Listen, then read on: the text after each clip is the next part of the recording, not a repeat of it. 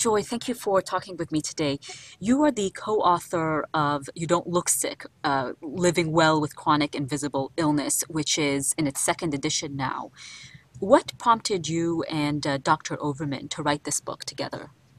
Oh, that's a very good question.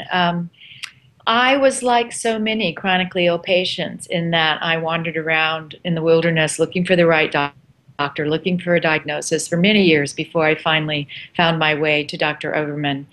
And once I met him and we began working together, he we developed a really collaborative relationship, and he was honest with me that my diagnosis was vague and hard to treat, and that we would be experimenting to try to find the treatments that worked for me. So after about a year of working with him, I did begin to stabilize, and I said to him, I'm still sick. I know I'm probably sick for the rest of my life, but I don't feel the same way about it anymore.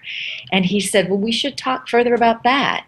And as we talked, we determined that chronically ill people go through phases. And in each phase of the illness experience, there's lessons you need to learn and tools you need to develop and strategies you need to make use of. And after we had determined that in our own discussions, I said to him, we should write a book because I think we could help a lot of people that don't realize this.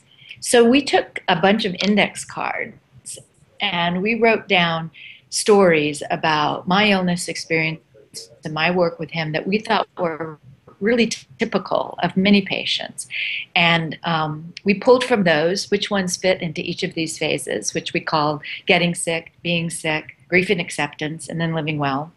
And we had the stories and his response to the stories, and that was the book. It was our own experience written down in ways that we felt were really common to a lot of people. And the response we've had from readers, the letters we get, and the conferences we've been to, have let us see that we did land on something that was helpful to people and could make the journey a little more manageable for them.